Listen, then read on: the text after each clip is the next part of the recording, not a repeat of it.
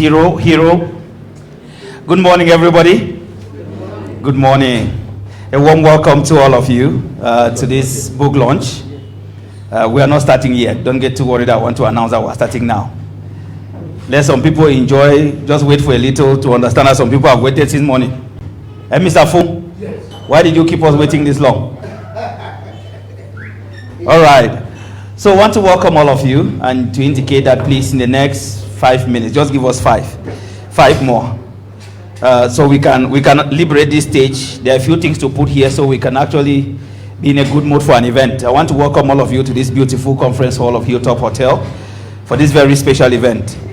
Organization is, we are at 95% ready, but what delayed us a little bit was our hope to have many more people than this. But of course, in their wisdom, our professors and doctors who are here to accompany Dr. Terence in this exercise say that the business of book launch sometimes is not about a big hall that is full. It's the value the few who have come give to the work of ours that has been realized and the eventual, distribution of the book that makes more meaning to all of us. And we really want to express our gratitude to all of you who have come. Those who invited somebody. Many of you are here not because you received a personal invitation, but because you either heard on radio or you heard somewhere and you just felt like, I'm a book lover and I needed to be here. Please, we want to thank you for that. We really express our gratitude. So again, we're just going to take like 2 more minutes so that we are able to sort out this from here, and then we can set the ball rolling.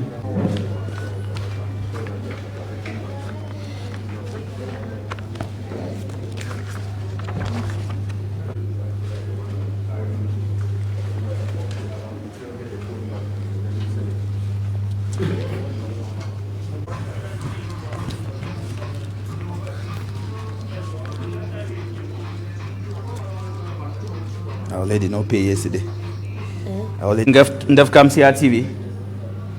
Please, if you are representing another organization, please let us know.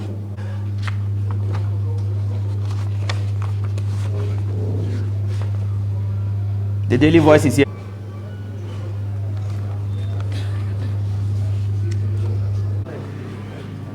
Doc. I don't have the full name for doctor now.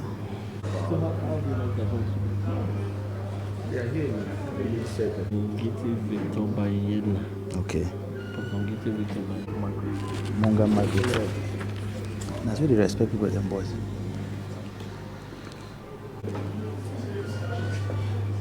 So again, those who stepped into the hall after the first informal welcome, like the peace. Let me say welcome again to the book launch, 0 to Hero, by Dr. Azinwi Terence Niba, this second day of May 2026. We're happy to have all of you around here. And again, we're happy to say thank you to the management of Hilltop for making available this facility for us to use for this book launch. For those who are joining us online, we want to welcome you and to say thank you for sitting through this exercise. It's very rewarding. Sometimes when you dedicate time for learning and for exercises like this. Our program is very brief. We're going to have a word of prayer. It's traditional in our context. And then we'll listen to some welcome remarks from the author, Dr. Azinwi Terence. We'll proceed to hear something about the author himself. Then we'll have the review of the book. This is a purely academic exercise, and we're going to appeal with the professors and doctors whose responsibility it is to do that exercise to make use of maximum 15 minutes each, so that we do not spend more time here again. Thank you very much, professors and doctors, for understanding. And then we'll have some remarks that will be led for us by the media strategist and guru, Senior Colbert Gwine, who joins us here. Chairman, you're welcome. We're happy to have you. Thank you very much for accepting this invitation. Now we'll proceed to the unveiling of the book. Many people who are here now, you're lucky to see the original book. Those who are not here think that the book looks like that, So that's fine. You've seen part of the book already, and that's already an achievement for being here this early and for being here now. We'll then proceed with the signing of the copies that are here for those who get copies, and we'll proceed with sales of the book. We'll have some time for networking, and within that period, we're also going to have some refreshment. So I want to welcome you once again, and I want to beg our mother in the house, of course, Mommy Monga Margaret. She's going to lead us in a word of prayer, and maybe to add, to also demonstrate my knowledge of the family. She is a trusted mother-in-law to the author, and he's very happy to have the mother-in-law join us here today. So, Mommy, please pray for us. Thank you, Lord. All of us present here today, for the sake of our son, our brother, and our husband. Lord Jesus Christ, as you gave him the wisdom to write this book, and there are also so many other people who are reading books. There are so many doctors here. There are professors. There are people who are still aspiring to write. Holy Spirit, fill them, mold them, so that they can always carry out their work faithfully. Father in heaven, we also thank you because you have given us reason to be here. You have protected us, O Lord, because no journey is ever so short. Lord God, we entrust everything that we are to do into your hands.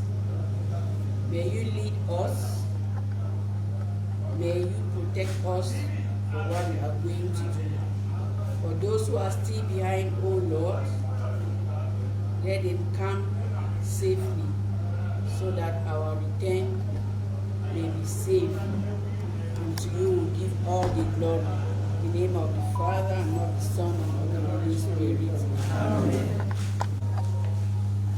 Thank you very much, Derek. Derek here has been very instrumental to this book launch. He's the one that put everything together. Thank you so much. Please let's clap for him, please. He's the one that put everything together from mobilization ahead of this event to this day. Was experiencing everything with respect to the planning and even the production, everything. He is in charge. So thank you so much, Derek. I appreciate you. All right. Good morning, distinguished guests. Good morning, members of the press. Good morning, the professors that we have in the house. Good morning, the doctors that we also have in the house. I see many doctors in the house. Greetings, Dr. Gillian, nice to have you. Please stand up, Dr. Gillian. Thank you very much. Greetings to you. Greetings, Dr. Abek Claudine. Thank you very much. Greetings, Dr. Damsa. Thank you very much. I can't see everyone. And of course, greetings, Dr. Temperament, and as I call her, and as she calls herself, then she's Dr. Pika Betula. Thank you very much. And then I want to greet everyone in the house. Okay, we're also saying greetings to Professor Nafti. Please, if you're around, please indicate. Thank you so much. Thank you so much. I'm also greeting Professor Giti Victor. He's here from the University of Florida. Thank you so much for coming. It almost as my, I'm sure he will unveil a lot of that in his package later, where he taught me Form 2 in St. Paul's College. Welcome, Professor. We also have Dr. Fokwe. Thank you so much. And just want to say good morning to everyone, including my very beautiful wife, who has been very supportive of this journey. Dr. Mrs. Azinwi, she's doing very well. Thank you. All right. I can't mention every name, but I want to also say good morning to my princess. Please, Princess Florence Carla. She was named after mother who passed years ago.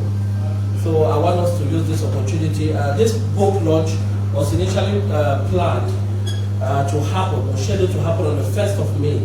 That was yesterday, but unfortunately, yesterday was a public holiday. And of course, you know what happens in the region when it's a public holiday. There are also challenges with respect to security. So 1st of May is very important to me because 1st of May,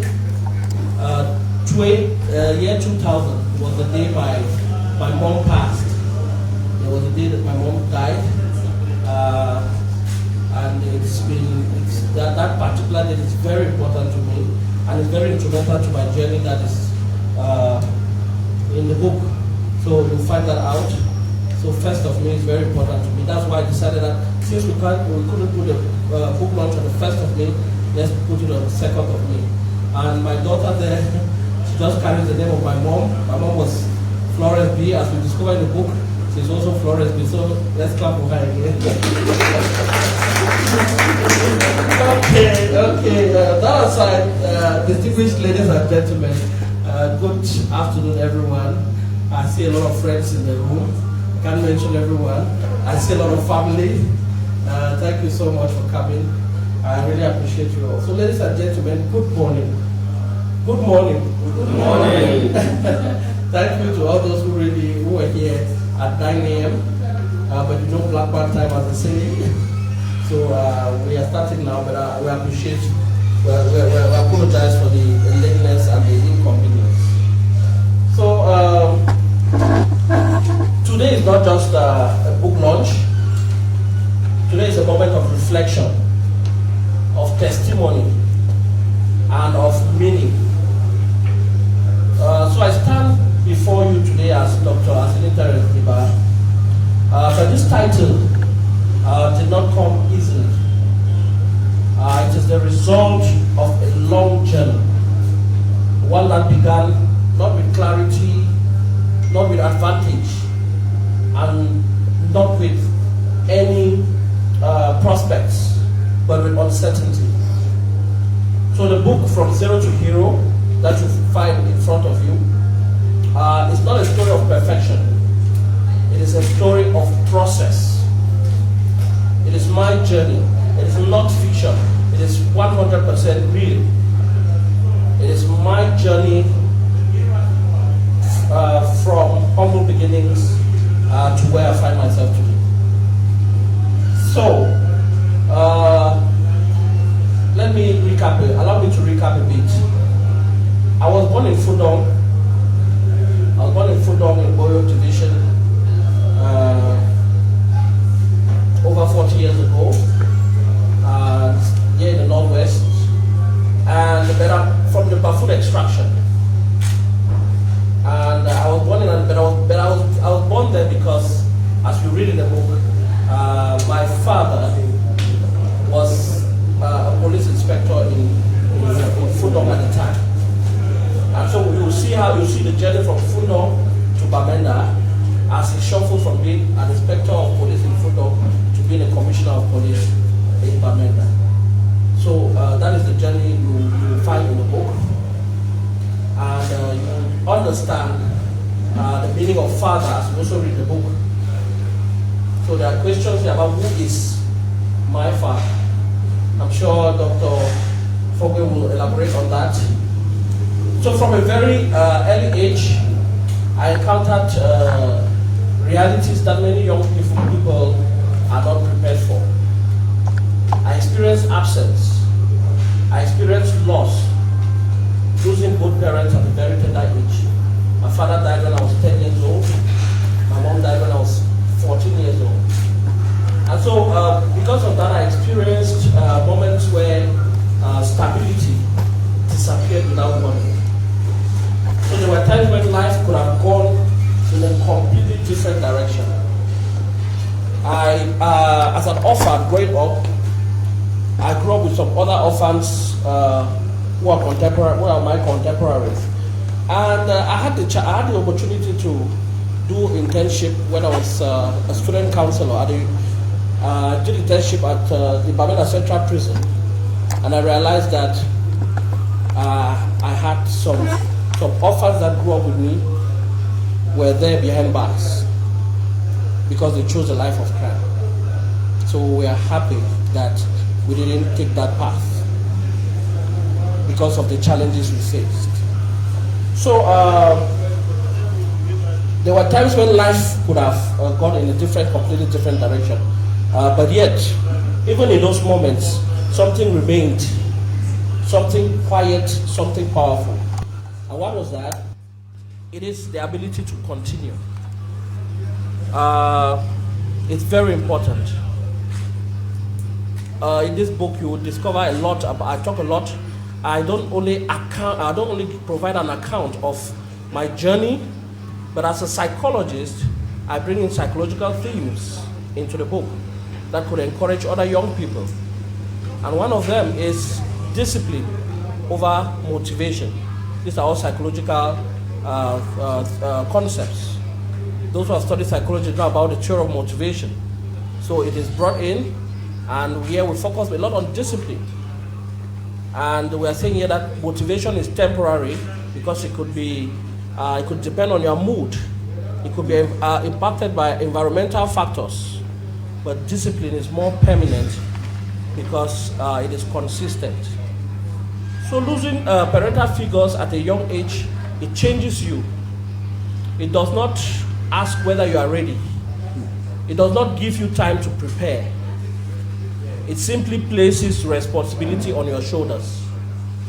So at that point, I began to understand something very, very important.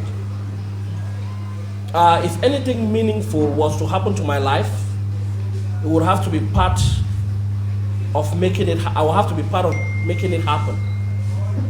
So that realization did not bring comfort, but it brought responsibility. So growing up in Bamenda, transitioning from Fundong and coming to Bamenda with my parents, life was structured. It was demanding and at times very difficult. There was discipline, pressure, and very little room for mistakes.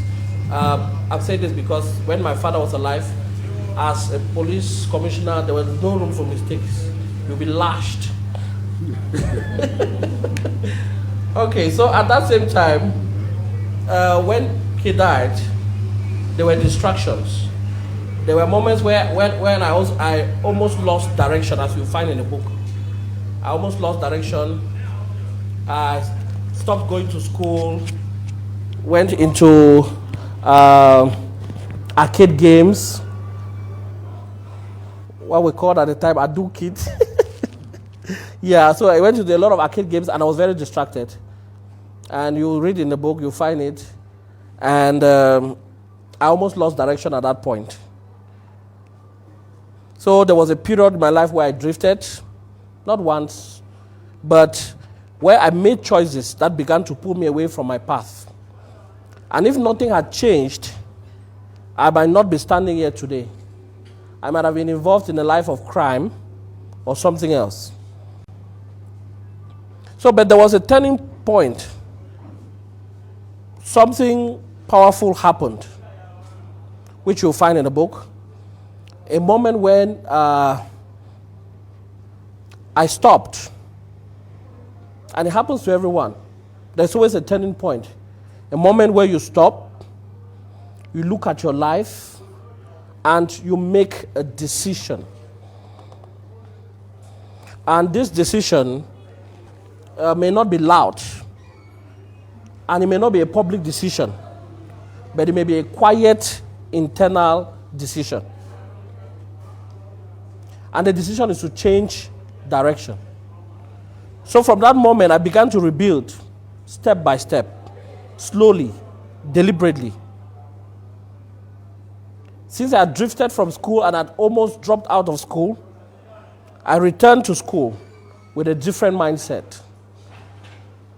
And that's why if you look at the book, if you look at this, hey, sorry. Okay, if you look at this, this is a perfect picture of my journey. You see the child is a 0. The red earth signifies hardship. Red earth, Africa, Cameroonian soil. You see, bare feet, cannot afford shoes. Look at the dressing, started because of lack, abject poverty. But look at the child carrying a book. That was my saving grace. Please, let's clap for education.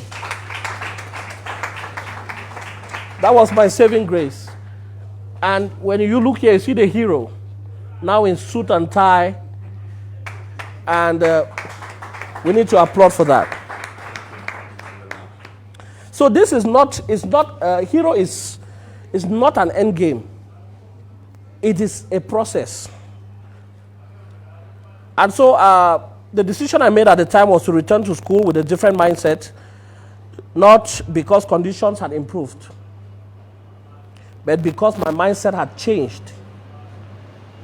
So I began to understand that discipline is not something imposed from outside.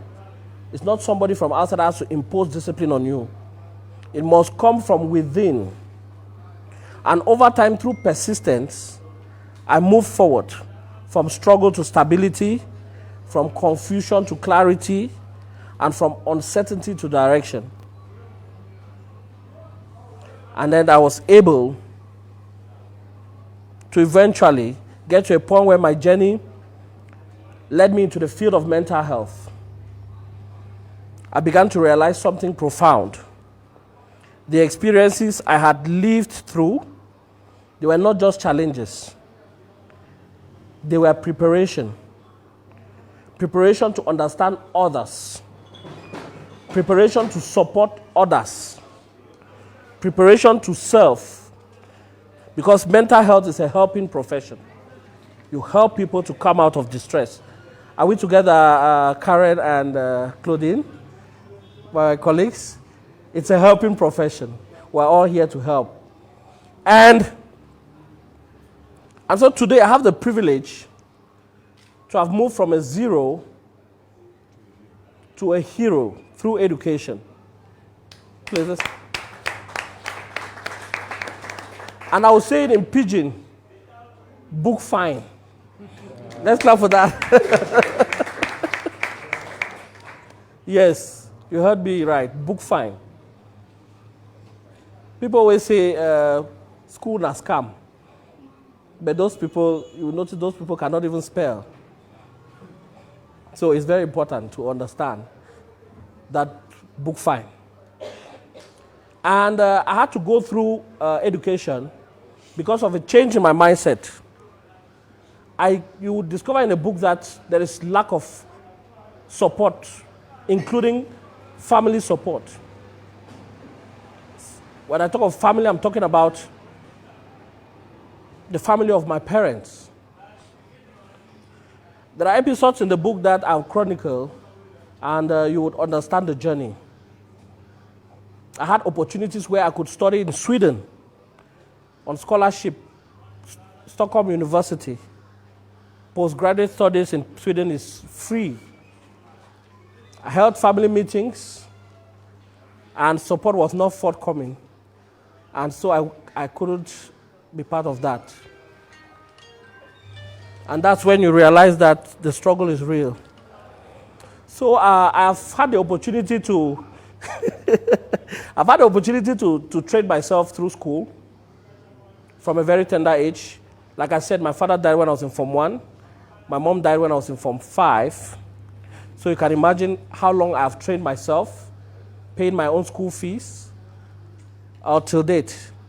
So I've been able to pay my school fees through high school, through university, and through PhD.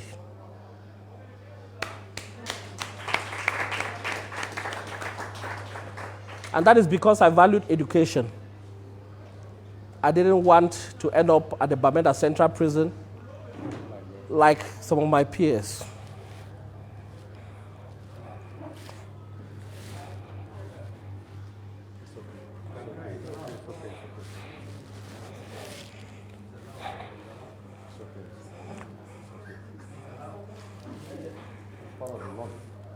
So this is the essence of this book. Let's clap for this book. So this book is about grit.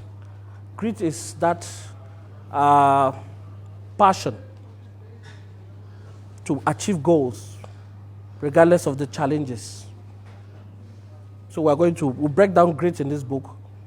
It's a high-level concept in psychology, but we've broken it down to mean unbridled passion for success, regardless of things that are standing on your way.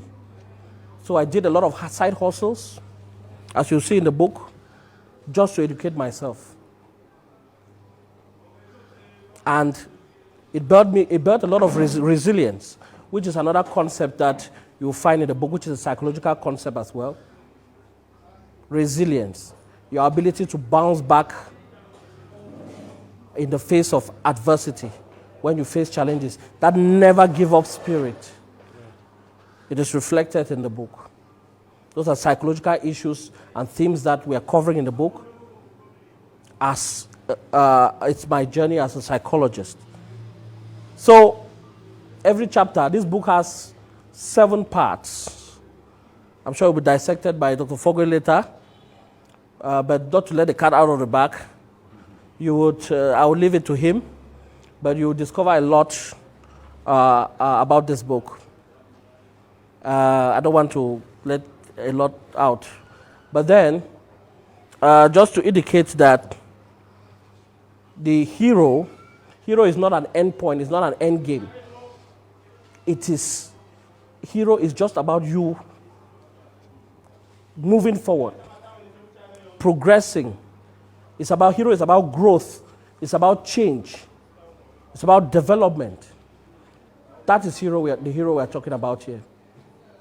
It's not an end game.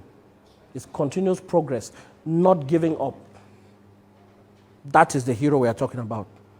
So today I have the privilege to have backed a PhD in community psychology, and I specialize in mental health. And I'm also today the regional staff counselor for the United Nations Development Program. I'm based in Addis Ababa in Ethiopia. And I think that a hero has been found. Let's clap for that, please.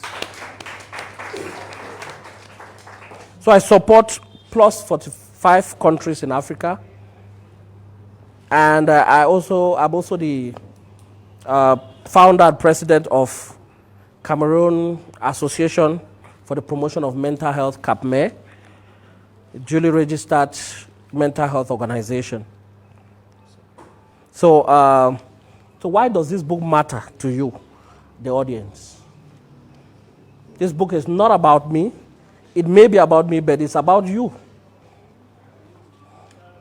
It is not just my story. It's not just an autobiography. It is a story of a child who started with nothing. The young man who almost lost direction. The individual who chose to rise. So, and beyond that, it is a story of many people sitting in this hall. Clap for yourselves, please. I'm sure many of you can relate to this story. So it is a story of many people whose journeys are similar, but whose voices are not always heard. Mr. Fung John, I'm sure you can relate to that. Yes. So the message I want to leave with you all is that if there is one thing I want you to take from today, from this book launch, it is this. Your beginning does not define your ending. Let's clap for that, please. Your beginning does not define your ending. That is the central message of this book. And that is what, if there's one thing you should take home, that should be it. Your beginning does not define your ending. No matter where you come from, no matter what you have been through, no matter how difficult things have been or may seem for you at the moment, there is still room to grow. And Karen, there is still room to rise. There is still room to become a hero. Let's clap for that. So I would like to thank everyone who has been part of my journey. And everyone that has been part of the journey from childhood to present. My family, mentors, some of them who are seated on this table.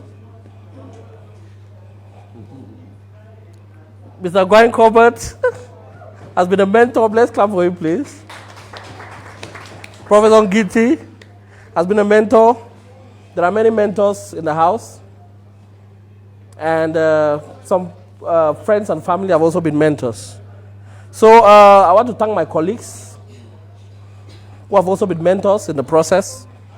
And I want to thank everyone who believed in me, even when the path was not always very clear.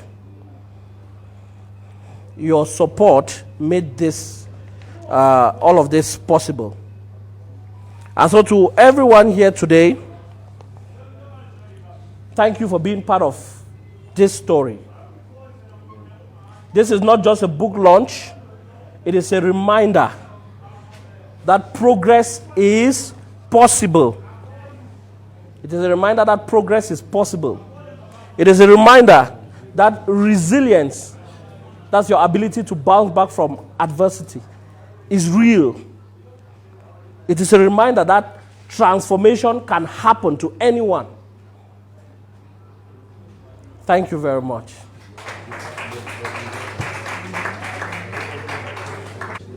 Dr. Azinwi, again, please, let's honor him with another round of applause, please. Such a very beautiful story. And sometimes, for those who are into the science of communication, you know that the nonverbal is sometimes very strong. You might have not heard the words, but you saw the emotions that came along with the words. And it speaks to you directly how deep this book is, how deep this memoir is to Dr. Terence, and how the journey has been to him as a person. It speaks directly to his soul. Again, please, let's honor him with another round of applause and encourage him in this journey. I was privileged enough to have worked with him, I think within a very short period of time at the radio. And during that period, I saw a hard worker. A man who understood that 5 a.m. was not anything than just a piece of time. Terence was at the radio at the time. Terence, you know you are still a journalist. Sorry, if I miss the doctor sometimes, excuse me, but your foundation is in journalism. And so at 4:30, Terence will be taken off for the radio. And that's him. And that's to tell you that he was a man who knew where he was going. And at 5 a.m., Bamenda was listening to him. His passage at the radio was so emblematic that people just loved Abakwa at that time because of him, the radio personality. Thank you very much, Dr. Azinwi. We're so happy and we're informed very much and motivated by your story. Thank you very much. At this point, we're going to be listening to a very distinguished professor of fine arts. We didn't just invite him here because of his long profile, but because of his desire to see many young people grow. If there's one person he's sufficiently proud of as a student of his back in the days at St. Paul's College, I think Dr. Azinwi is one of them.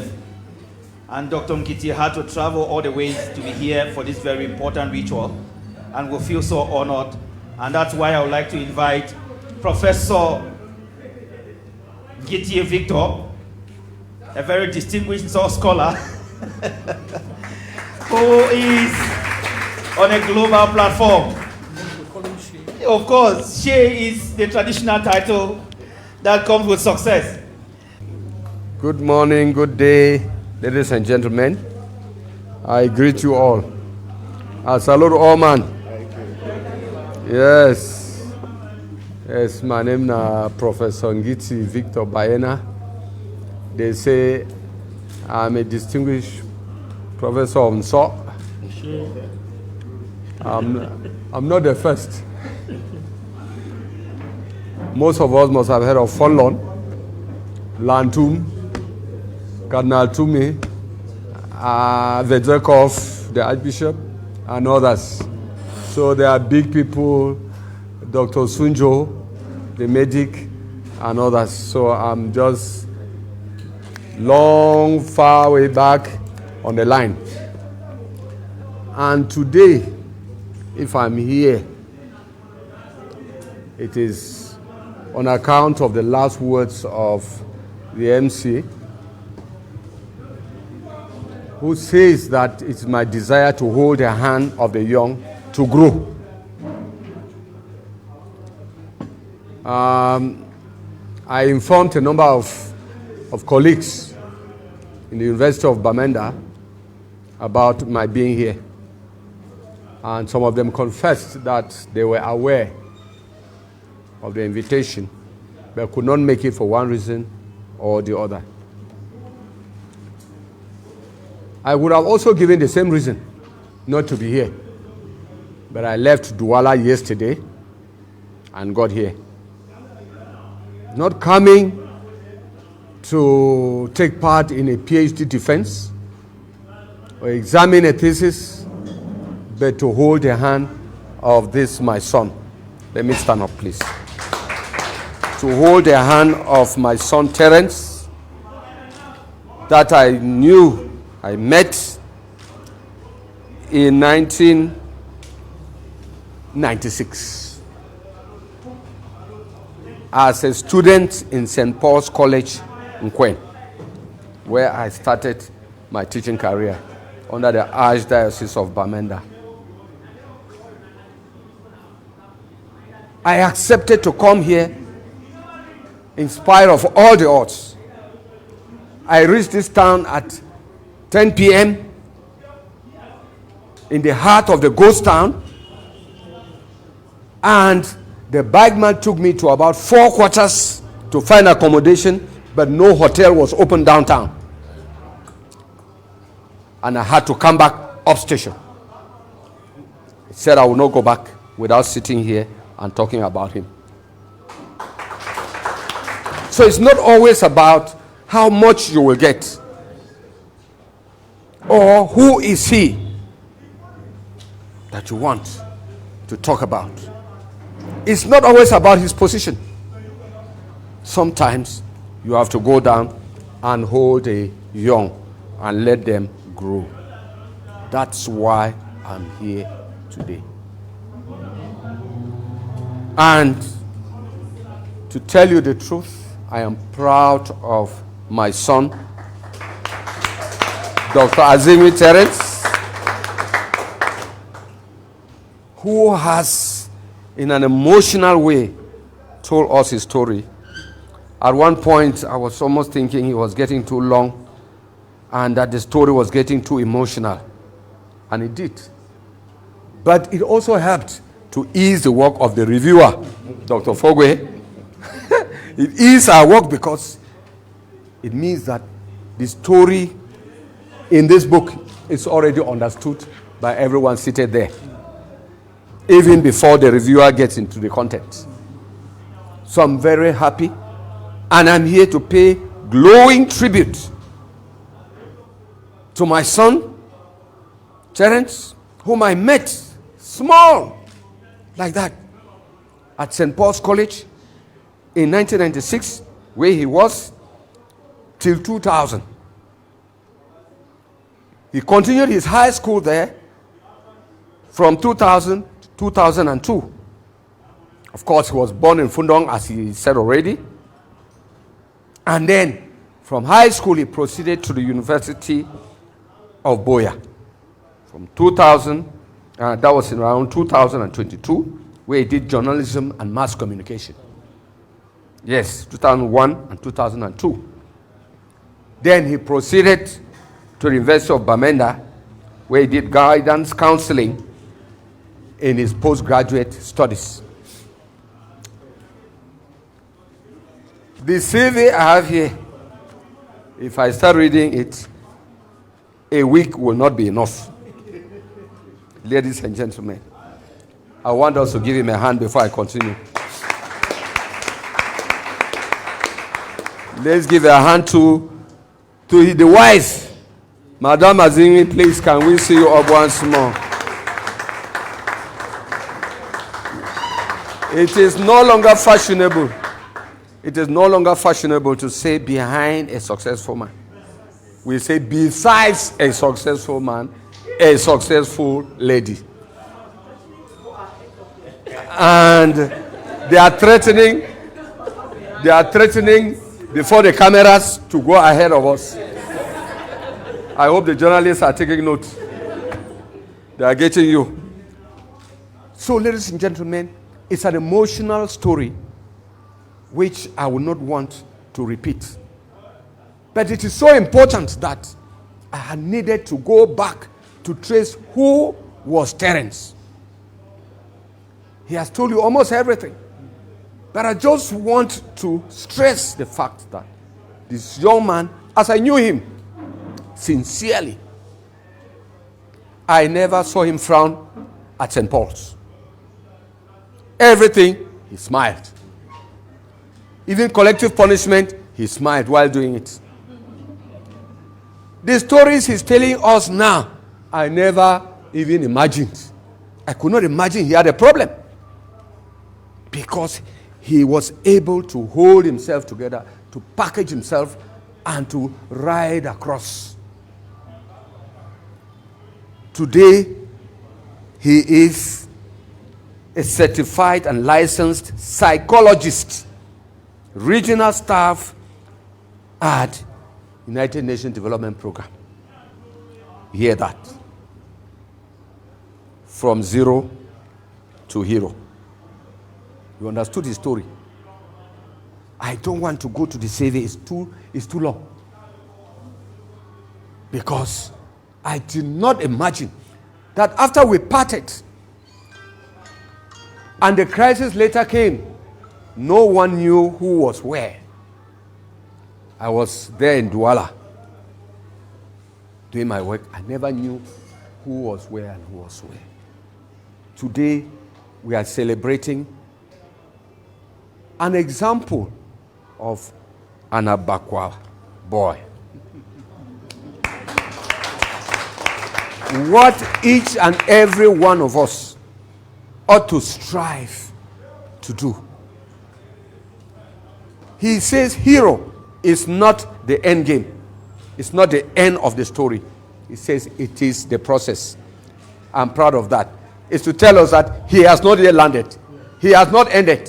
He is still going. Amen. And we are behind you, Dr. Terence.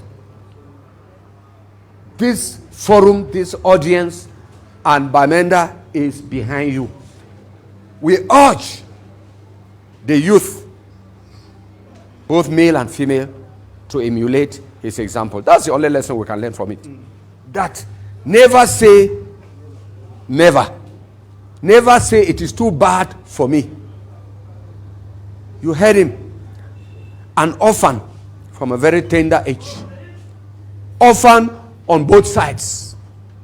Father, mother. He took up his school fees, paying from what age? And he has brought himself up to this stage.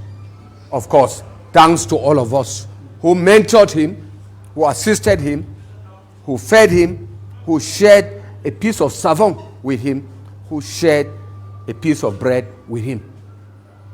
It is a celebration today that we are coming to recognize that. Hard work pays. Book work pays. Never sit on your laurels and complain. They say when you pray, pray with an activity. Never sit down and pray all the Psalms. From Psalms 1 to Psalms 1 or 10 or whatever. Doing nothing. Doing nothing. Is because his prayers were accompanied by hard work. That God was able to go through the hard work and bless him. I challenge each and every one of us to follow that example and know that hard work pays. Prayer without hard work is stale. That is what we are saying here. If he wasn't hardworking, he wouldn't get to where he is today. So rather than concentrate on, in fact, reading all of this, I prefer to see the lessons we can learn from the strikes, from the hard work, from the process he went through. Hard work pays, accompanied with the love and trust in God. Because this young man has lived and has grown up as a Christian. That's one side of him that many people do not know. He's grown up as a devoted Christian, and he has a regular family, regularly married. When I see the mother-in-law here, it makes me proud. He is not one of those that pick girls from the roadside and start fidgeting in the quarters and the gallivant. This is truly the Azinwi I met. Doc, thank you very much. I will not take so much of your time because I know that the depth of this exercise lies ahead. Thank you very much. Okay, it's okay, it's okay. It's okay. So I want to thank you very much, Prof. That was very insightful indeed. And the lessons we're taking away remain very paramount to all of us. I want to really thank you for the sacrifices you made to be here today. Now, let's get into the business of the book. Well, Zero to Hero doesn't sound new to many of you, especially those who've been watching films, I guess. You must have heard that before now. So, but we settled for it. The person who has to begin that journey to understand the content of this book is a very distinguished anthropologist, a divisional delegate for arts and culture from Ngoketunja, who has taken off time to be with us here today. He's a lecturer with many institutions, including the St. Louis University Institute here in Bamenda. He is a very solid consultant in grants writing. And so we bring him here with his anthropological background to be able to give us a better picture of this book. And he is Dr. Fogwe Gideon. Please welcome him with a round of applause. Good afternoon to everyone. Good afternoon to everyone. Florence, how are you? We are celebrating you today.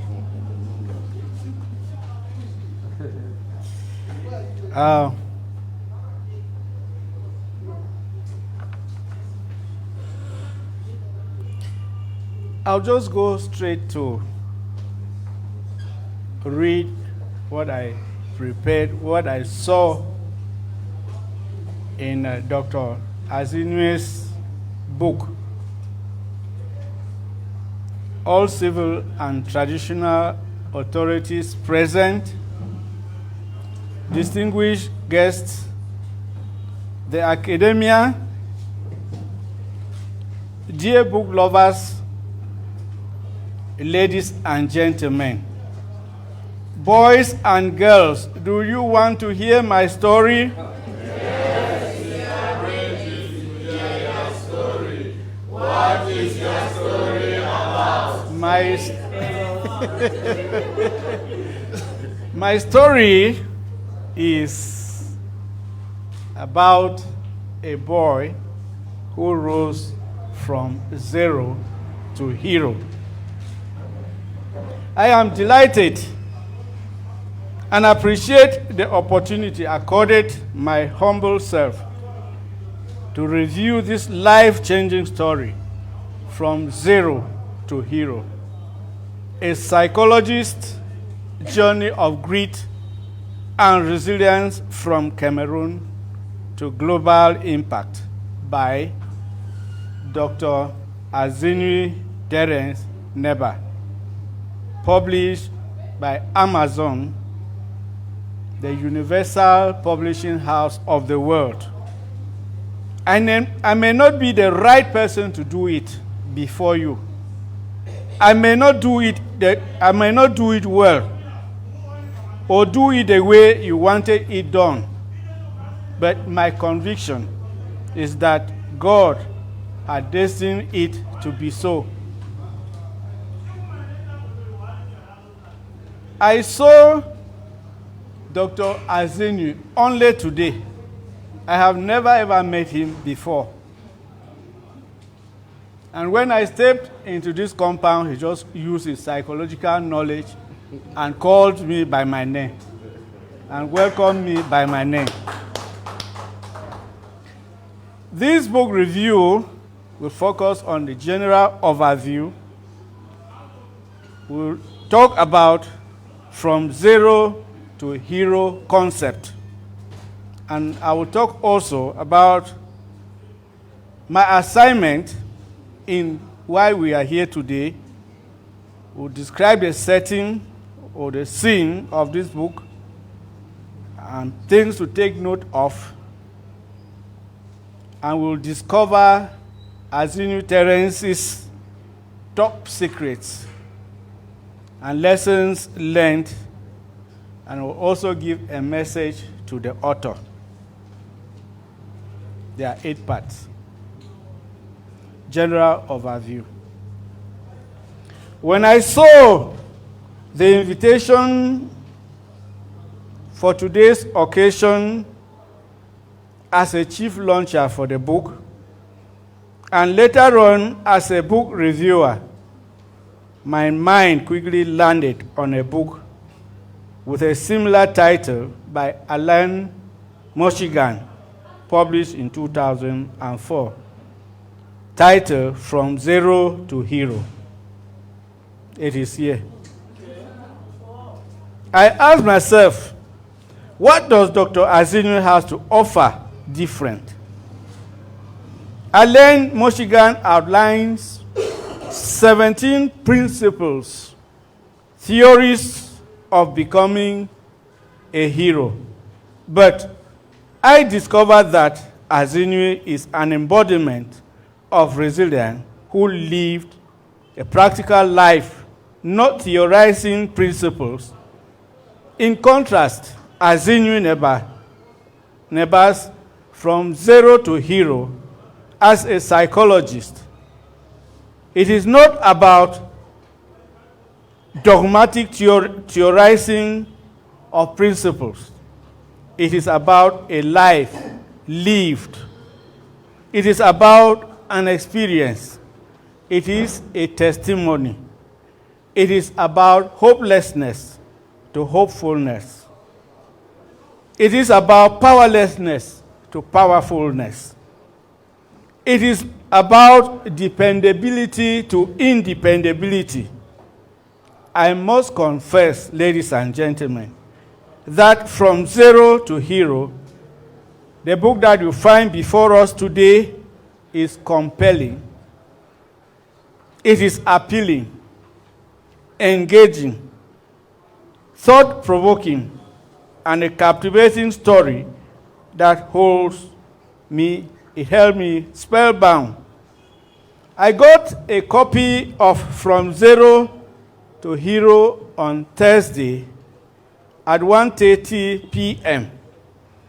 and began voraciously devouring the book non-stop, without eating nor resting.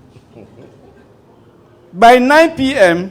of that same day, Thursday, I informed my friend and brother, Mr. Baka Derek, that I had finished reading the book in 7 hours.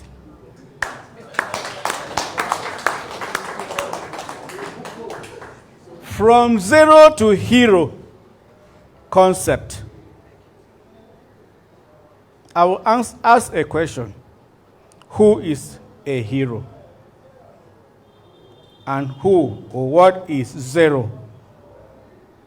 It is a concept describing a rapid transformation from a position of low success, low self-esteem, poverty, low skill, to becoming highly successful, popular, and accomplished.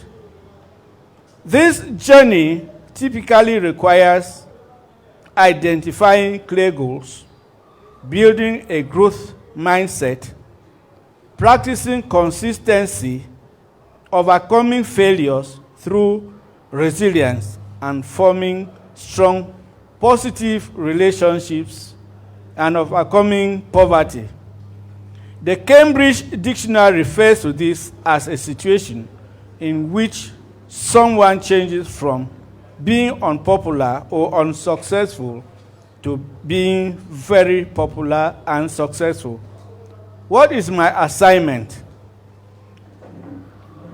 I was asked to review this book from zero to hero, and I discovered that it is a story of movement, promising to narrate the story of a boy born into uncertainty, who consistently and persistently journeyed through loss, struggled in life, enduring years of instability, distractions, detours, and mistakes, the discipline of education, the realities of survival, the building of a career, and the mission into global impact.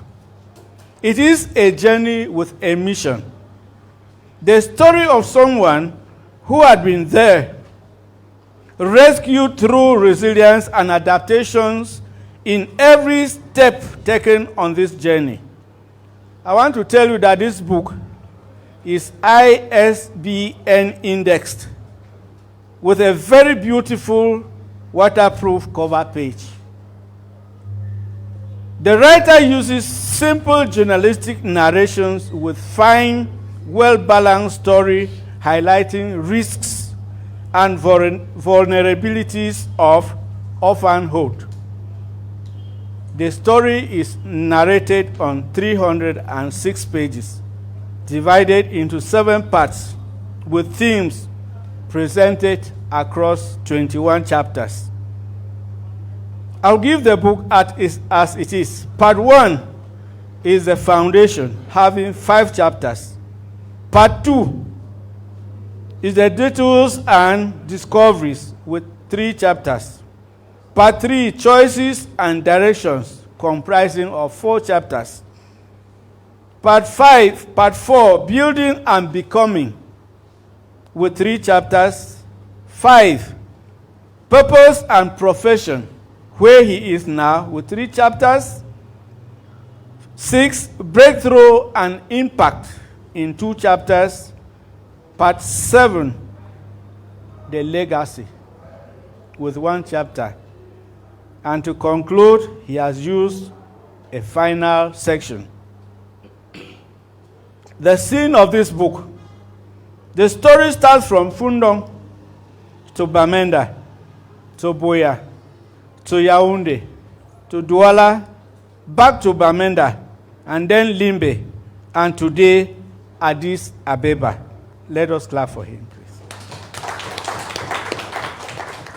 Dr. Azinwi uses fine details to describe each of the above locations that visibly present the conditions he lived and passed through.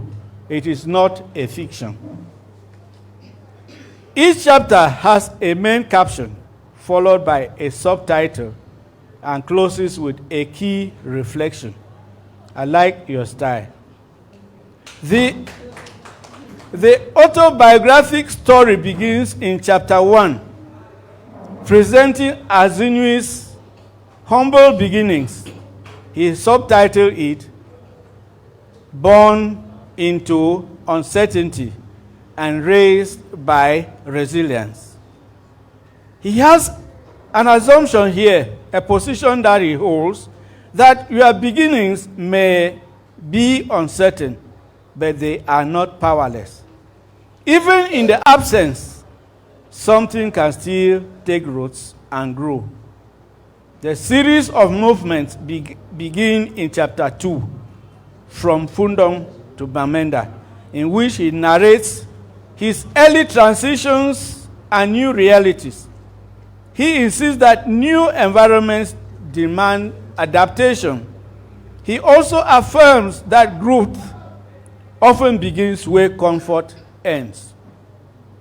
A transformation space is offered in chapter 3 at Antimbong's compound, where he subtitles it, growing in structure and survival. In Antimbong's compound, Azinwi learned that discipline formed under pressure can become the foundation for future strength and stability. The author's predicament started in chapter 4 with the first big loss when he lost his father, Niba Ngwa. The lesson with this is that the loss changes direction, but it does not have to end the journey. As if that was not enough, another strategy stroke in chapter 5 with losing his mother B. Please, can we rise up for the two, Papa and Mama? Just for a minute of silence.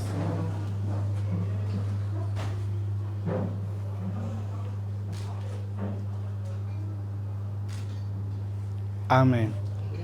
I wish they were here to celebrate with us.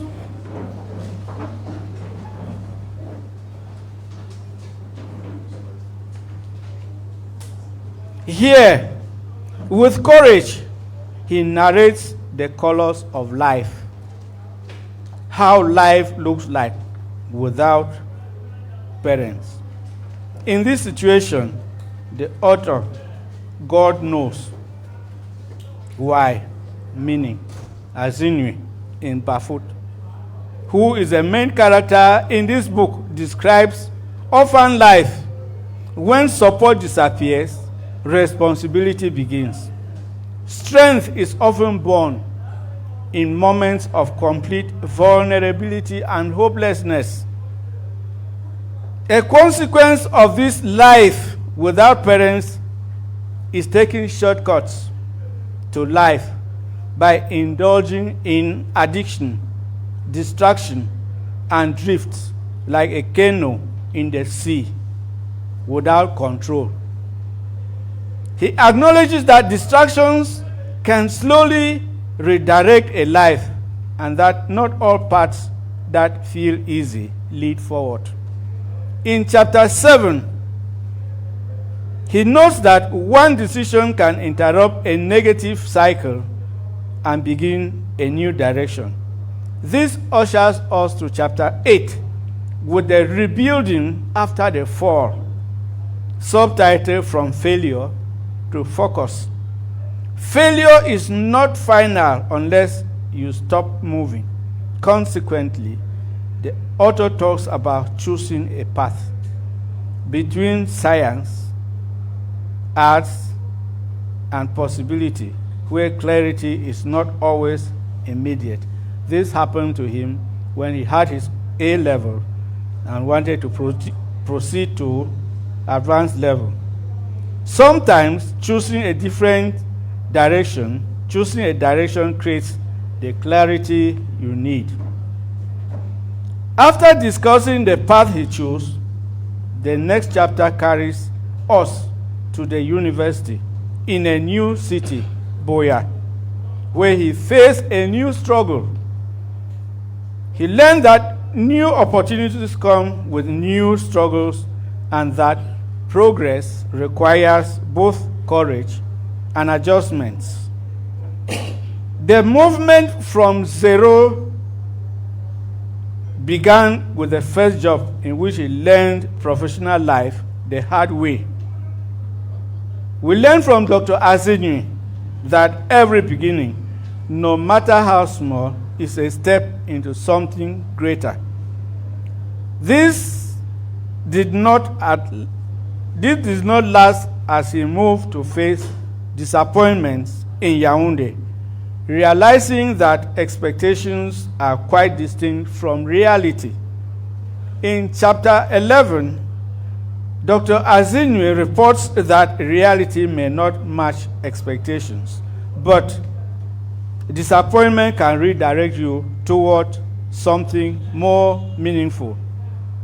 Anthropologically, in a failing African support system, where normally he should have had support from the aunties, from the uncles, from the sisters, from the brothers-in-laws in Bamenda, in Douala, Azinwi did not fail.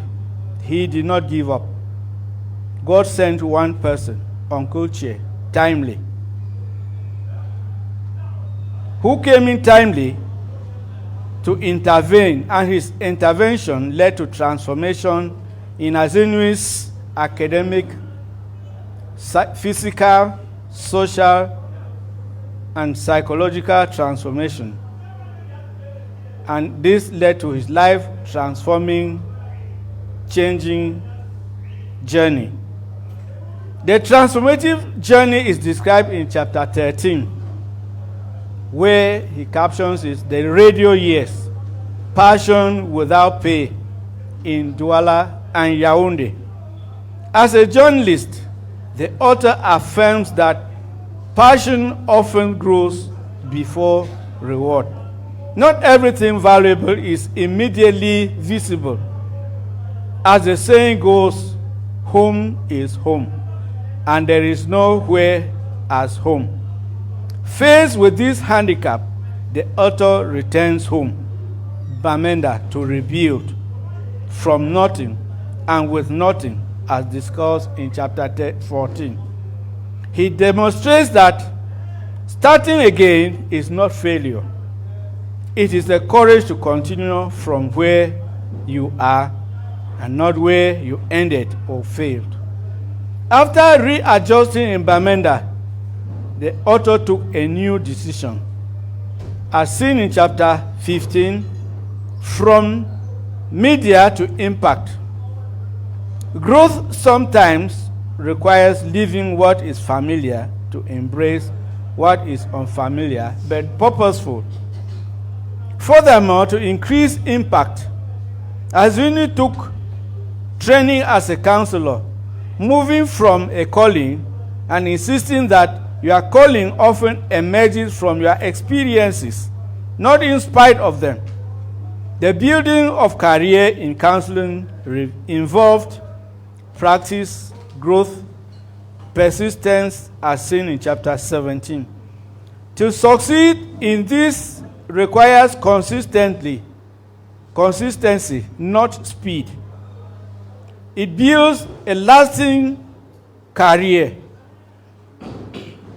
The movement from grass to grace led the author into the humanitarian front lines, where he served in crisis context areas characterized by people passing through psychological, financial, and physical trauma like him.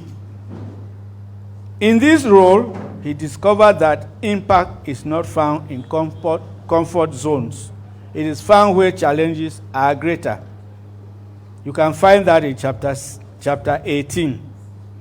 With a burning desire to increase impact and visibility, he had an academic breakthrough in which he began his journey into the PhD, the Philosopher's Degree Program, a journey that led to the apex of academia. In chapter 19, the journey to hero came when the writer entered the UNDP, not the political party. Expanding his impact from regional, Northwest and Southwest, where he worked, to national in Cameroon, and now Africa and the continental global impact. Let's clap for him, please. This taught him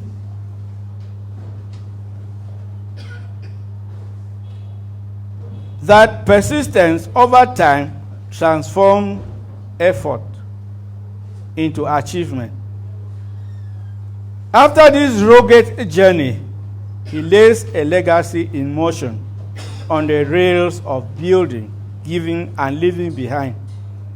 I am of the opinion, according to Azinwi, that preparation meets opportunity at the point where growth becomes visible to the world, even from the soil of Fundong to Addis Ababa. According to him, true success is not only what you achieve, but what you build, what you give, and what you leave behind. Even though he is still here with us, he has not yet left, and you will not go soon. What to note about this book, about this story, is that growth does not happen by accident. 2, it happens through intentional actions. 3, wherever you are now, begin from there. 4, your journey is still unfolding. Make it count and be intentional. What is Azinwi's top secret? One, he has 7 of them that I noted. Your starting point does not determine your destination. 2, discipline is often built in environments that offer no comfort. 3, responsibility begins when expectations end. Pain, when understood, can become purpose and shapes a life. 5, growth requires movement, even when clarity is absent. Resilience is developed through experience. Nobody can inherit it. And small decisions repeated over time lead us to unexpected destinations. And that destination is becoming a hero.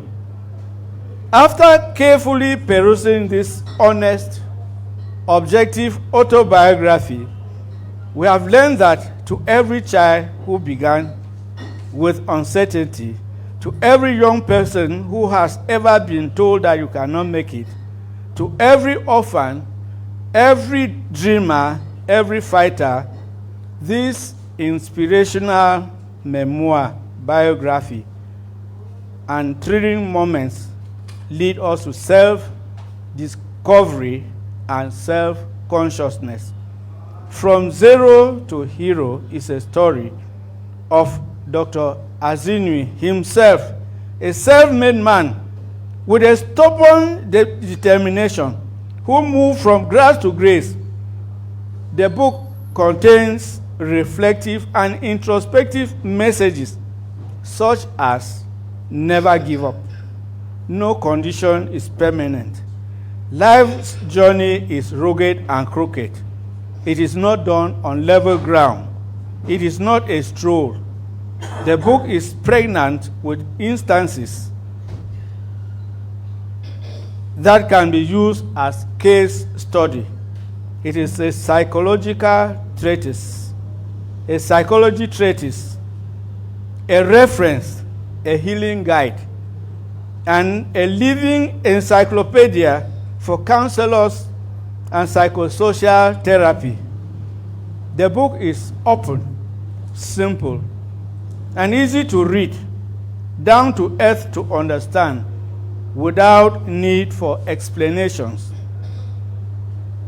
I have not seen anywhere in the story Dr. Azinwi scapegoating or accusing those who mistreated him along this unfortunate life's journey when he was 0, and those who rejected him when he became a hero.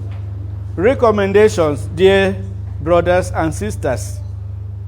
I have identified with Dr. Azinwi's journey from 0 to hero, though our trajectories did not meet exactly. But we recommend that readers should endeavor in this journey, no matter how long it may take. Each and every one of us have to take a step, even not considering the ones that you have not yet taken. This inspiring and motivating book is a must own, and above all, a must read. In fact, as an individual, I squarely identified with Dr. Azinwi's life's grits, struggles, persistencies, focus, and resilience. When reading this, I heard someone telling me my own story in a manuscript that I have titled once upon a time Fogwe. Dr. Azinwi, na God know why. That's the name now. I have learned a lot from you. Your core narratives, the plot, pacing, and the characters that you have used, they are perfect. Style and technical quality, writing style, simple, easy, the layout, the dialogues, editing, and structures, they are perfect. Themes and impact. You started from grit right to the end, grit and resilience, and I have seen it brought out. Contextual and objective factors, the way you have put the book, the promise you started from the beginning, we see that you have delivered it.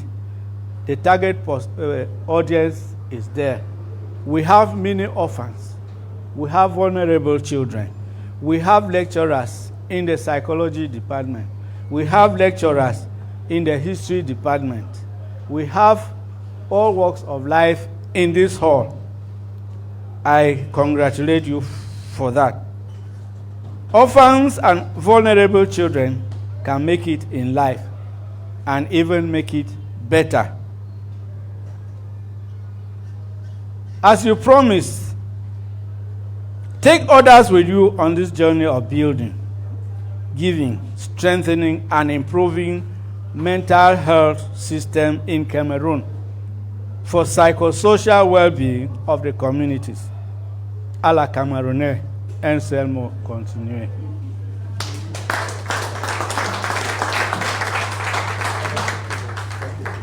What a beautiful review. Distinguished guests, ladies and gentlemen, please another round of applause again for Dr.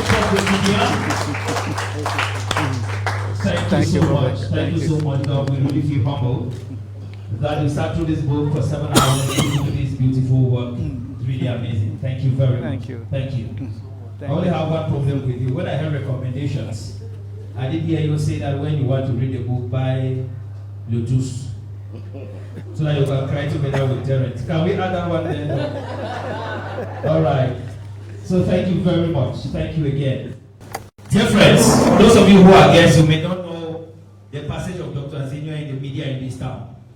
And to us, he's remained a journalist. That's why when he wrote me, say, Derek, we must pull this off. I have a few days in Bamenda, let's make this happen. I knew that time was not on our side. I knew that lots of things were not on our side, but we needed to make something happen. And so my friends of the media who are here, they did not come because it was just an ordinary book launch. They came because it was Dr. Azinwi, and his passage in the media remains very emblematic in this region. And for that, we'll continue to show our gratitude, Doc. Thank you very much. That said, I want to invite a media personality, a distinguished linguist, of course, an administrator, a permanent radio manager. When I say that, only us understand. It means that they cannot be sacked. As you see in your program, you're supposed to listen to a very senior colleague of ours. He's today a doctor as well. For many years, from Oko to Bamenda, doing lots of things. In literary seats, within the best of minds, within the Cameroon Baptist Convention, making decisions that matter when it comes to issues of communication and education. Please make welcome Dr. Emmanuel Batoko for a few words and remarks on this book that we have. Doc, will you want to come up here or you stay where you are? I think it's nice up here. Let's listen to you from here. So, when you unleash your baritone, we can hear it beautifully reverberating in the hall. Ladies and gentlemen, good afternoon, and congratulations to our brother, Dr. Niba Terence. We have come here to buy and to promote this book. And so my review is going to be both academic and entrepreneurial. And I will make it short so that we can gain some time and go to business.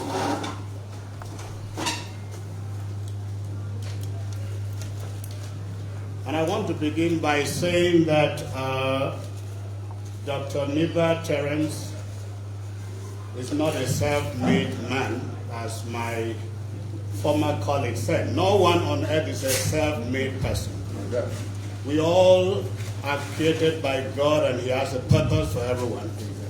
And I am sure that God purposed that He should pass through the various stages that He did pass through, without which perhaps He would not have been a hero today. And so I've been assigned to review this book, From Zero to Hero, a psychologist's journey of grit and resilience from Cameroon to global impact, by Dr. Azinwi Terence Niba. The 306-page book is an autobiographical work that follows Dr. Azinwi Terence Niba's journey from a childhood shaped by uncertainty to adulthood built through discipline, education, and resilience. Spanning 7 parts and 21 chapters, the book is more than a life story. It is a mental and emotional map of how a person can survive hardship, learn from loss, and eventually turn pain into purpose. It is written in a lucid style. It reads like an honest conversation between an author and the reader, full of grit, setbacks, and quiet hope. Structurally, the book is organized into clear stages of life. Part 1 is titled Foundations, and it comprises chapters 1 to 5.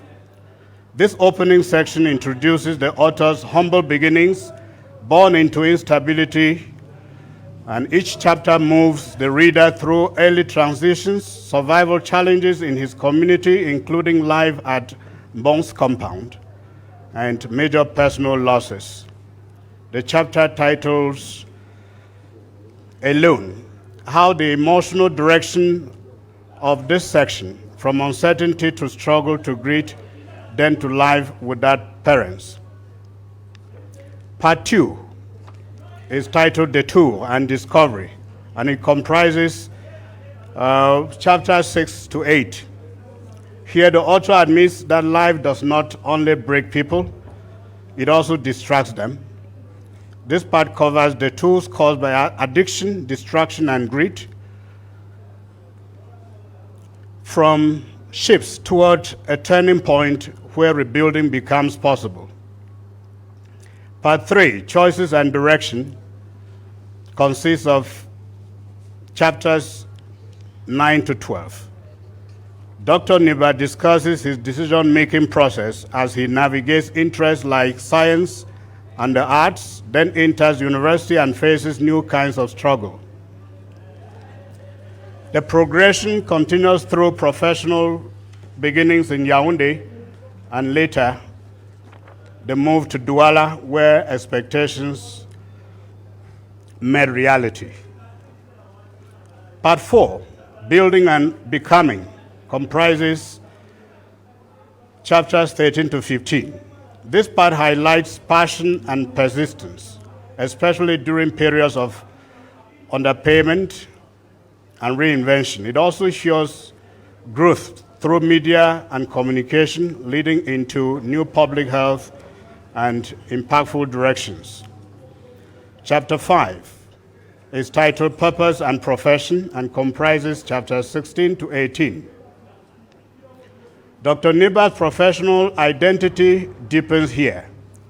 He describes training as a counselor, building a career in counseling practice, and later moving into humanitarian work in crisis contexts, especially. Part 6, Breakthrough and Impact, comprises chapters 19 to 20. This is the arrival section of the book. Academic breakthrough, PhD journey, and entry into the United Nations system, where the author's influence expands from national to continental impact. Part 7, Legacy, 1 chapter. That's chapter 21. The book ends here with legacy, giving, mentoring, and becoming, followed by a final author reflection. The structure makes the book feel like a complete journey rather than a random collection of memories. Each part builds on the previous one, making the theme of resilience increasingly stronger towards the end of the book. From zero to hero, thematically speaking, is woven around resilience, grit, and transformation. A major strength of the book is how clearly it shows transformation through an individual. Dr. Niba begins as a boy shaped by instability, orphanhood, and uncertainty. Through education, discipline, and perseverance, he gradually becomes a mental health professional, an expert. Even when the author describes mistakes, detours, addiction, and distraction, he does not present them as a shame. Instead, he frames them as part of the process of self-actualization. Importantly, the story also captures something deeply familiar to many African children raised in hardship, like some of us: the ability to remain cheerful or hopeful even when circumstances are painful.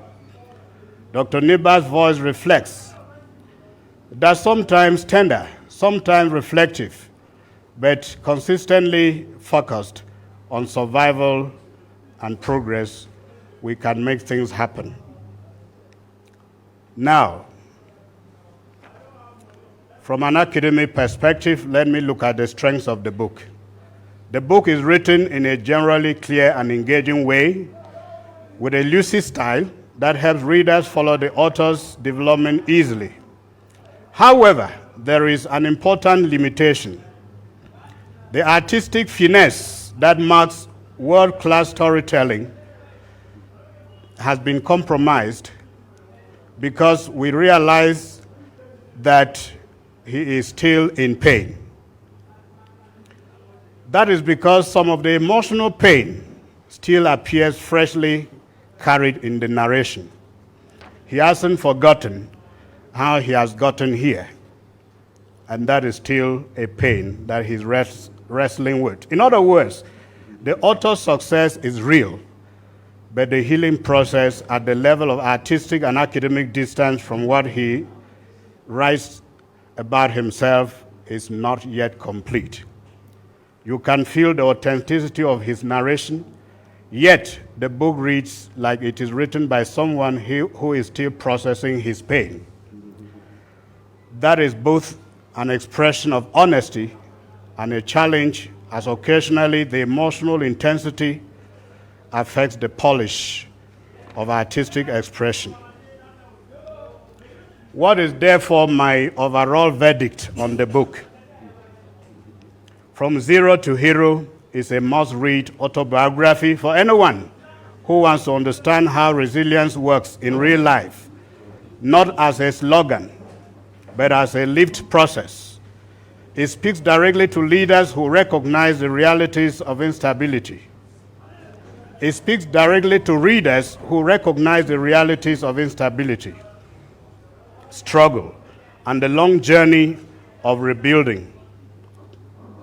Dr. Niba's must-read autobiography is not just inspiring, but also instructive.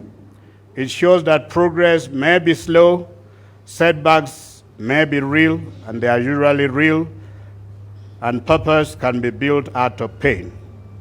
It is a must-read book, and with an ISBN number, it has been endorsed internationally, so you have no fear that this book is misleading. For readers across ages and backgrounds, this book offers encouragement and a powerful message. Grit can carry you from zero to hero, and a life shaped by hardship can still reach global impact. Reviewed by Emmanuel Batoko, PhD in Media Linguistics from the University of Bamenda. Thank you for your attention. Thanks very much. Congratulations. You feel I listened to the radio, right? Yeah. Thank you very much, Senior Emma. Such a beautiful moment. Many of us who are here, I think, Thanks very much. you should not be wondering Thanks very much. Congratulations. why the review, we have multiple reviewers. I mean, you know that for book business, you want to have multiple reviewers. The first thing is to ensure its credibility, right? We have asked doctors of great repute to be here to do this review. And you can hear the similarities in the presentation, not so. So it's not a different book completely that Dr. Fogwe reviewed and the one that I reviewed. So they are all Dr. Emmanuel reviewed. So it is the same book, and you can be sure of that quality he's mentioned. We're going to listen to the last person now. It's no longer a review, but it's going to be a quick remark or a testimony about a brother he has seen walk through this complicated journey. He sits here in a very respected category or capacity as a distinguished media personality in this region. Please welcome Colbert Gwine Fule. He's here with us, please. He is the publisher of the Murder Factor, formerly the Colbert Factor. You must have read that. That every story starts from Murder. So whether it's which story about who, there's an example in Murder. Thank you very much, sir.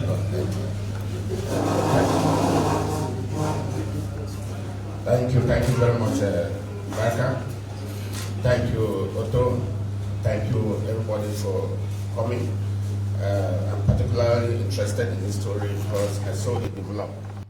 When it was minted, I was there in Fundang. And so from zero to hero, is actually can also be from Mutef to the well. And I'm wondering what would have been if it was the opposite. If it were to be from hero to zero, because we know people that started as heroes and they are zero today.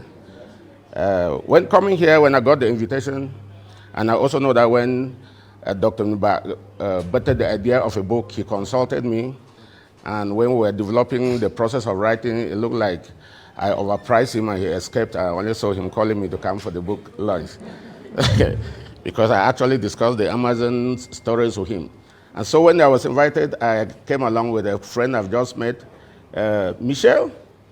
Yes, that's Michelle there. Welcome. When Michelle was coming, she also invited another friend, Delphine. So Delphine, thank you. Michelle would love to be remembered as somebody from 3 countries, German, French, and the other country, America. So from zero to hero, and as I've said, it's also from Mutef to the well. So this book is actually the celebration of the zero before the hero. That's how I see it. Because if you are not zero, you cannot be a hero. And I doubt whether there's anybody, there are very few people that are from hero to hero. So it's actually just a celebration of that zero before the hero. And we know that in Mutef, and in Africa, a child is a product of the community, so you cannot actually be an individual. And so the zero is just to tell us that it is a verb, not a title. That's how I see it. Thank you.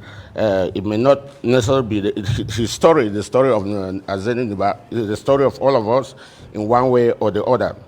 And so here is the book. It is a donation to us. It's a donation to all of us. And I'm also happy that he has also emphasized on the grit. And I know that this is a term that has been popularized by Angela Duckworth, the stubbornness to achieve your stated goals in life. And so I'm very happy that we are into this book. It's beautifully done. Let somebody know when they say 306 pages, because I know that there are so many people who are lazy in reading. They'll see thinking that as Doctor has said, you can take 7 hours or less than 7 hours and you are done with this book. It's beautifully written. It's reader-friendly. That's what I've seen about the book. It's a reader-friendly document. And it's also good to keep for your family. You may not necessarily read it, but you can keep it for the family. And so greatness is not born, it is built from what we are seeing in this book. So what can I say than to say we'll all procure copies and go home with. A lot has already been said, and I will not say any other thing than to say that let's get into the enjoyment of the reading. Let's celebrate the rebirth of the reading culture in Bamenda, in Cameroon, and across Africa. Thank you very much. Thank you. You're there. Oh, my doctor. Thank you, everybody. Please have a round of applause again for Colbert. And he's known for very interesting initiatives. I think you remember when he walked with the high heel shoes along the Commercial Avenue leading the campaign on. This guy is not a serious guy at all. So he's done lots of things for us. He's also the founder and promoter of the Common Future. It's a very well-known non-governmental organization that promotes digital rights. We're happy, Colbert, that you found time to be here. He's also media assistant for the MP for Bakotuba, and we're happy that you found time to be here. Now I'm going to invite Dr. Azinwi, please. You're going to move down here for the unveiling. It's generally a photography session. Yes, thank you so much, Colbert, for that presentation. I appreciate you. I want to say that he is family to me because he's been there. Like I said, the story could have as well been from motive to the world because I was born in Fudo. He was there. He was one of the people that raised me. So he has been there in the journey. Even when we came to Bamenda, he was there. He has always been there. He's always been an elder brother to me. And even when I conceived the idea to write this book, he was the first person I reached out to. He's the person that gave me the structure. So, and then he overpriced me, and I ran away. He's even the one that gave me the idea to publish via Amazon in the US, so that I can have an ISBN number. So if you go to the US Congress, you'll see this book. So we thank you. It was sent to us by DHL. We received on Wednesday. Yes. Before you arrived. And the book is here with us. Quality is superb. So, I mean, the beauty, just only like some of us who hold the Bible to church without even reading. If you go to some people's houses, you see a Bible that is 7 years old. So your mother will confirm, Doc, that is 7 years old, but very new. Like that, we just know that nobody has read the Bible. All right, so now please, you just go down where you sit there and have you officially unveil that book, present to your guests. I mean, officially presenting to them so they can have a feel of it. Thank you so much. And after he does that, he will just take a seat there for us to begin with the signing. Signing means that you come and buy a copy and he signs. So we are looking at a minimum of 10,000 only. So a beautifully documented story as such. It means that when I say at a minimum of 10,000, it means that there are other people who feel so touched about this story that they want to go a little bit beyond that or more beyond that to be able to support the production of the next edition. Because of the recommendation of the doctors, I'm sure that we're now building forward to the production of the second edition. Is that it, Dr. Terence? Yeah, with the recommendation. So we're looking forward to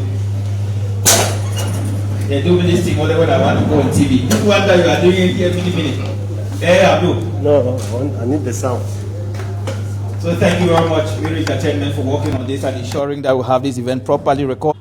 Just to inform those who may not be photo friendly, but the event will later on, it will be streamed live on a couple of platforms later on after today. So we'll share it with most of you so you can have a feel of your presence.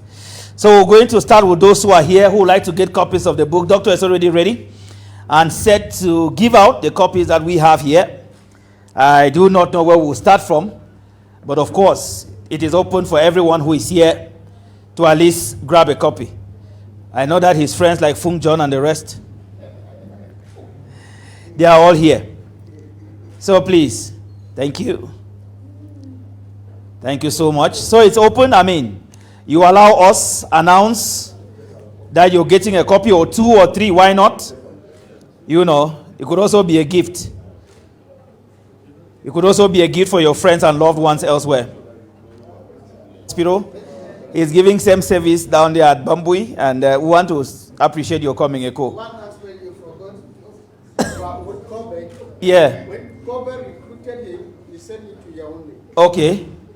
Will you want to say that on microphone? Great. But when you finish, say that you are taking 6 copies. Great. I just wanted to mention this. I knew Terence through Kobe.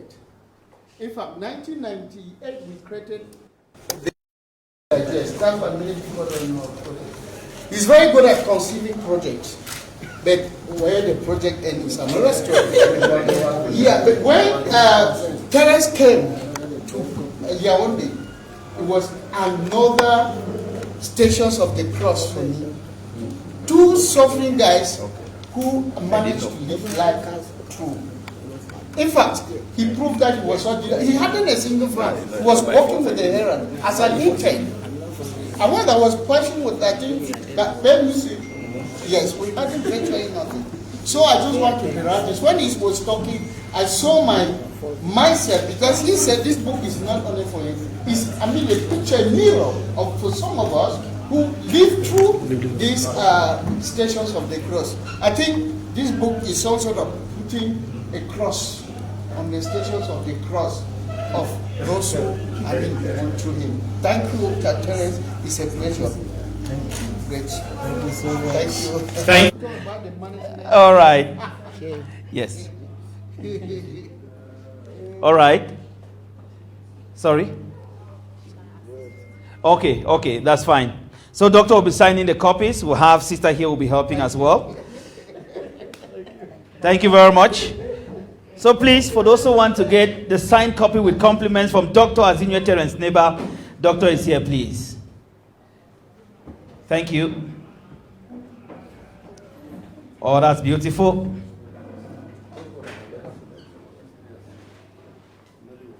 Wow, doctor supporting doctor. I know, right? Doctor, thank you very much. Thank you. Thank you so much. Yeah, thank you very much, Dr. Betila. We're happy to have you. Great. That's amazing. Oh, the lady from 6 countries. You said 3 or 6? 3. Okay, 3. Michelle, welcome. Thank you. We're happy to have you.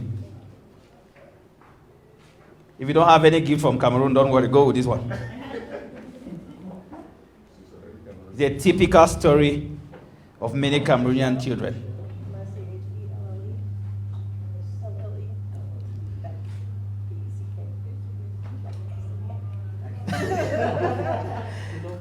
Thank you, Michelle.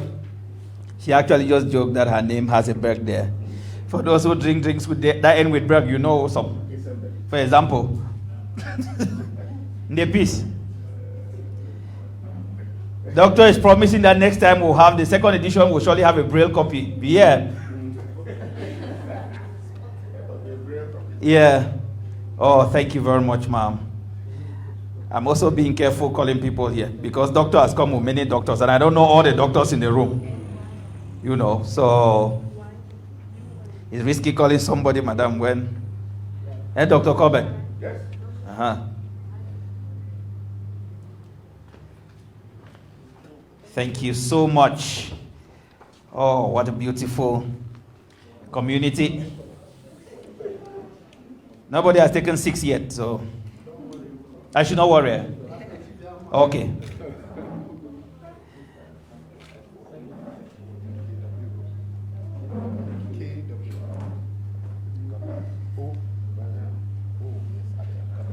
Mr. Fonko Godlove. Great man. He was here very early. Thank you very much, sir. Thank you. Great value. Timekeeping, very special. Michelle's friend. Okay, Lady D. Madame Delphine. So beautifully cloudy in a beautiful material. Thank you very much, Lady D. We appreciate, please. These are brothers that were here very early. Bro, thank you very much.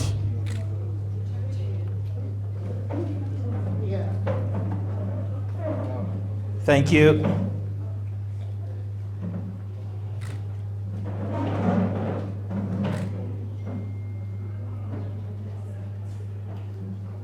You know, when you're reading, you know very well that book launching, sometimes we can only be fortunate to really do some major sales. So when you go and you're reading, you know, you are snapping the front, the cover page, You're posting, you're making a nice comment about the book, you're attacking Dr. Terence.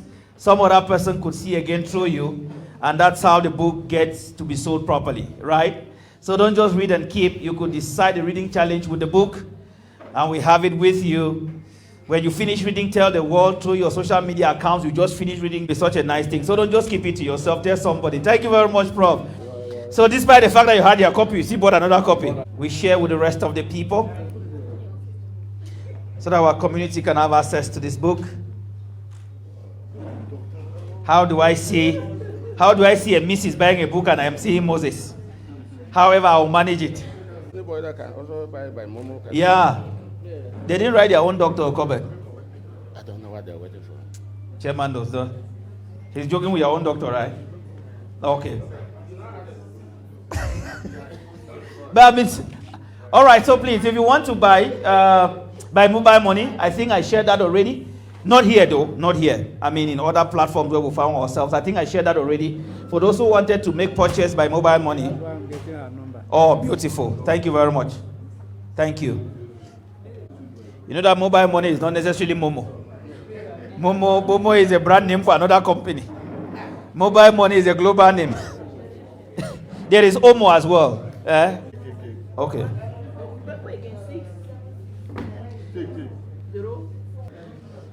In the meantime, is a mobile money number available? Oh, that's nice. Thank you. Please. Yeah. No, yeah, we have the chief cashier. The chief cashier. Give me the mobile money number, ma'am. We have the mobile money number here. Please, when you send, we can confirm you get your book signed right here. 670-0414. 676. 04. Yep. And the name 454. Yes. 76041454 is Munga Felicitas. Please, we can conveniently have that sent there once it is confirmed. 676-041454. Thank you so much, Doc, for your patience. Nothing gets really sweet in book business like when you buy from the author. And the author signs it himself. It's so sweet. If you were to go buy from a shop now, really you don't feel like, yeah, it feels really sweet when you're buying from the author. Deborah, we really, really appreciate. We really appreciate. Thank you. Mobile money 676-041454. 676-041454.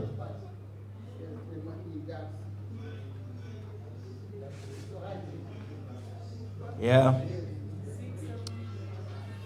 604-1454. In fact, you are the best. I will repeat this number as many times as anybody who wants to say something. So I have no problem repeating. Don't bother writing. If you just want to send, call me. I will repeat to you personally. Yeah. Oh, so beautiful. And mother-in-law who has access to the books at home. Please clap for the mother-in-law, please. Clap for Mommy Monga who is here with us. She has access to this book. She can read she can take the carton to her bedroom. Nothing will happen.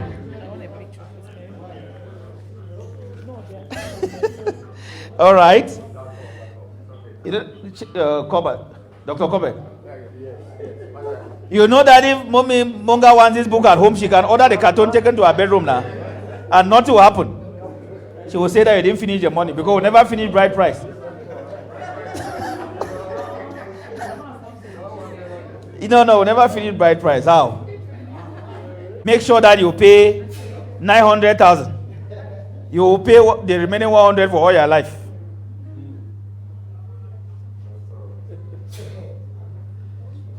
Beautiful.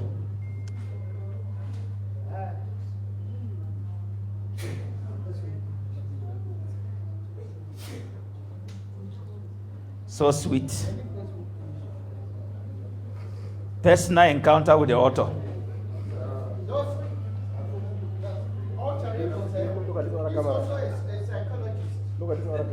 Thank you.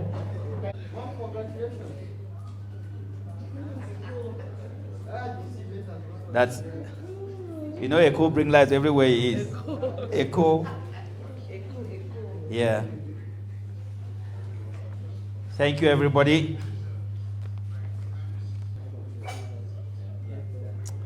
Thank you very much, Mr. Tegasu. Proud owner of From Zero to Hero. Gentlemen, we have crossed a very important part. And so our books will stay here. The doctor will be with us throughout the afternoon. And for those who will be joining us, or those who want to add a copy for someone who is not here, the doctor will be here to sign them for you. We'll continue with the networking that we have around here. And where's my DJ? DJ looks like DJ abandoned me already. So our refreshment may be happening without some music. Are there some people who need to acknowledge those who bought by Momo? Do you have their names with you, Mommy Feli? Huh? Madam Yumbi Karin. Okay, where's she? Ah, okay. Thank you very much, ma'am. Have you received from the author? Good. I'm Madam Nicole Angel. Thank you. A psychologist. Hey, cool. Yeah, so colleague supporting colleague. Doc, thank you very much. Thank you. So while we're going to ask all of you who are here, please, to just have a little bite with us. We'll unveil that. Doctor will speak to the journalists who are here. That will happen outside. So in the meantime, we're going to ask our chief accountant, please do the rest of the things, and then you unveil. Let people have something at least to buy to support the energy. Thank you very much for that question. This book targets everyone in general, but targets particularly the young people in our society, because these young people are going through challenges, like similar challenges like I faced growing up, challenges of uncertainty, challenges of loss, challenges of abject poverty, challenges of limitation, but I was able to surmount some of these challenges, and why not these challenges in general. And the hope is that young people can equally do the same. Yes, when you go through challenges in life, like the one I went through, losing both parents at a young age. Father died when I was in Form 1 at the age of 10. Mother died when I was in Form 5 at the age of 14. A lot happens to you. You are faced with difficult situations, financial limitations. You are faced with a very pervasive environment which can derail you, or which could derail you. But it is very important to bounce back from adversity. Each time adversity hits, it is very important to bounce back. And to bounce back, you need to dig deep, not just into motivation, but you need to dig into discipline, because discipline is more long-term than motivation. It's what keeps you consistent in making the right decisions and pursuing the right direction. Ce document, ce livre est particulièrement dédié aux jeunes, surtout les jeunes qui ont des problèmes pareils comme celles que j'ai vécues. Et je pense que ces jeunes peuvent apprendre beaucoup de choses en lisant ce livre, comme la résilience, quand ils sont face aux difficultés, aux problèmes, aux défis dans la vie. Il faut toujours être résilient, il faut toujours être motivé, et ça va aider les jeunes pour surmonter toutes leurs difficultés. Doctor, one of the reviewers talked about the similarity between the title of this book and the title of another book that was virtually the same. What were your sources of inspiration? Thank you very much. Of course, From Zero to Hero, that is not a novel title. That is a phrase that has been used over the years. But then I decided to put it in a book. I am sure I'm not the first person that has written a book on From Zero to Hero. And there are a lot of books out there from zero to hero. But what is different in this, my book, From Zero to Hero, is that while the others talk about theories, they talk about concepts, they talk about issues in abstract, I focus on lived experiences, what I had to go through. I focus on my journey as a young man growing up, who from childhood, who faced adversity but would never give up, who stayed true to himself and became a hero. So that is how my book is different from others, because it is lived experiences, it is my own journey, it's an autobiography, and it is a self-help book for every young man out there, or anyone generally who is facing challenges in life. One more concern, my second concern is the fact that I think Colbert raised it a little bit. You call that because there are two doctors, there are two Azinwis in that book. The young one who had the challenges and the one who has achieved status. But you seem to downgrade the one who fought those challenges. That little Azinwi is the one who went through the adversity, the challenges for the current Azinwi. So how do you give that one a zero? Yes, the zero there, as much as the one that overcame the adversity is a zero, I respect that Azinwi more than the one who is a hero, because he is the one that went through the adversities, the loss, the limitations, the poverty, and we should celebrate that hero. Because sometimes when we're going through challenges in life, when we overcome them, we forget about the lessons that we learned from facing those challenges, from overcoming those challenges, from surmounting those problems. We build resilience over time once we continue to surmount the problems that we face in life. And we are telling young people that zero is just your starting point, it is not the end point. To be a hero, you need to continue to build grit. Grit is that unbridled passion for goals and to achieve them, and resilience is that ability to bounce back from adversity.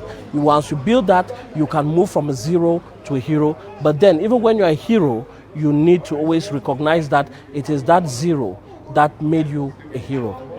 From you, we live in a generation where the youths and mostly those who are still growing, they are faced with peer influence, peer pressure, and making a decision of their own becomes very difficult. What can you say? You've been at that particular phase of life. What can you say? What was discipline to you at that particular point, and what did it cost you? Thank you so much for that question. I went through a lot of challenges, especially when I lost both parents. I was exposed to a very pervasive environment, to the pressures of life, to environmental factors that can derail any young man. And at the age of 10, 14, you realize that you are open to a lot of challenges. You are open to a lot of risks, such as distractions, addiction, like I was exposed to. But nowadays, other young people are exposed, especially adolescents and young adults, they're exposed to a life of crime, exposed to substance use and abuse. And what we are saying here in this book is that you can always refocus, you can always redirect, and you can always just make a decision to be disciplined to avoid these challenges. And discipline here is not just motivation, because motivation is short term. Motivation depends on your mood, and motivation may be temporary and end at a particular point in time. But discipline is something that is built over time. And over time, meaning that once you're consistent in your choices, once you're consistent in your actions, once you're consistent in your intentions, that is the real discipline. Okay. What do you expect of them when they are done reading the book? Yes, once someone picks up this book, when they are done with reading this book, once they pick up this book, they will read a story that is similar to what they are going through. They will read a story that is replete with challenges, that is replete with problems, troubles, trials and tribulations and travails. And at the end of the day, they should be able to realize that, oh, this reader surmounted these challenges, I too can surmount them. And the goal here is for them to understand that whatever they are going through at that point in time, they just need to hang in there, develop motivation, develop discipline, develop consistency, and make intentional choices and decisions that redirect them to the right path, and they will make it in life. Okay, so what are the major key points that you want people or readers of this book to actually take after reading the book? Good. After reading the book, you would realize that irrespective of the challenges you are facing, you can develop first and foremost healthier coping mechanisms, healthier coping strategies that can always reframe negative to the positive. So you need to reframe the negative to the positive. For example, if you're facing adversity, you need to reframe it. Perhaps there is a lesson to learn from all of this adversity I'm facing. Perhaps this is an opportunity for growth, for learning, and for empowerment, because every adversity empowers us to develop resilience. We are now stronger than we were when we faced that challenge. So we need to reframe challenges as opportunities. That's the first thing. The second thing is that they need to latch on to mentors. They need to secure mentors in life. It may not be direct family. It may be people that can provide the necessary advice, people that can provide the necessary guidance and support that they need in order to emerge, in order to thrive, in order to survive. They need to develop, they equally need to develop strategies that work for them in terms of overcoming their limitations. For me, I had to do side jobs to put myself through school. And it is, the onus is on them to look at what works for them and develop these side hustles that could be beneficial to their cause and lead them towards the right path.